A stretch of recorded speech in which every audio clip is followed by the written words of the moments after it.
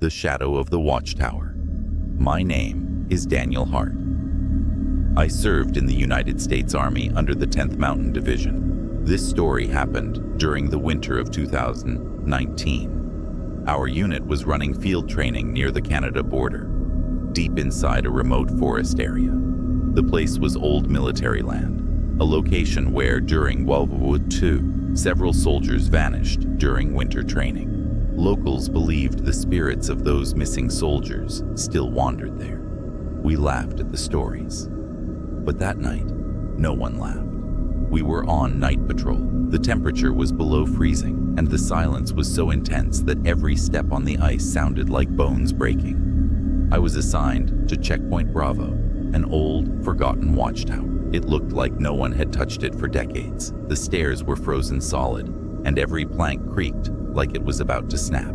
When I finally reached the top, I radioed, "Command, Checkpoint Bravo secure." Nothing unusual. But that was a lie, because the first thing I noticed was a set of fresh boot prints leading to the tower, but none leading back, like someone went up and never came down. I ignored it at first.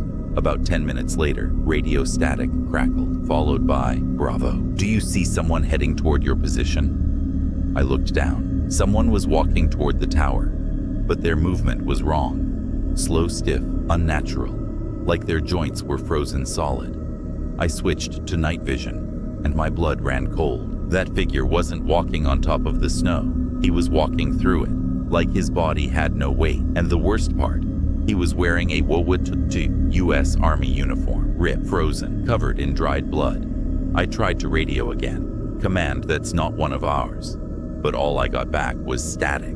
The figure stopped right below the tower. Slowly, its head tilted upward, and it stared straight at me.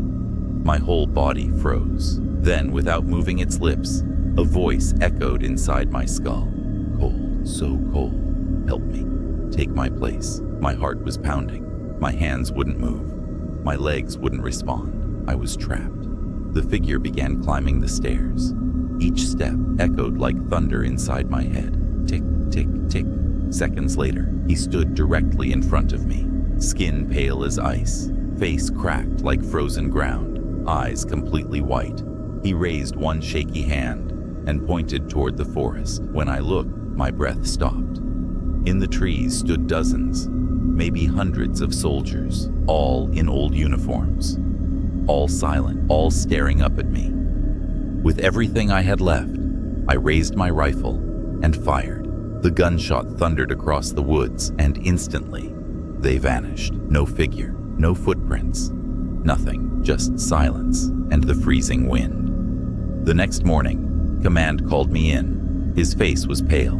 He handed me an old military file. On the cover, 1944 winter training incident. 97 U.S. soldiers froze to death, bodies never recovered. Inside was a group photo, and in the very front row was the same soldier I saw at the watchtower. A week later, another soldier was assigned to Checkpoint Bravo. He never came back. All they found was his rifle, frozen at the top of the tower.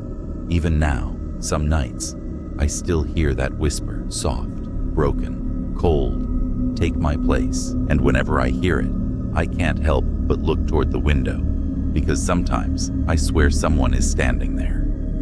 Thanks for watching.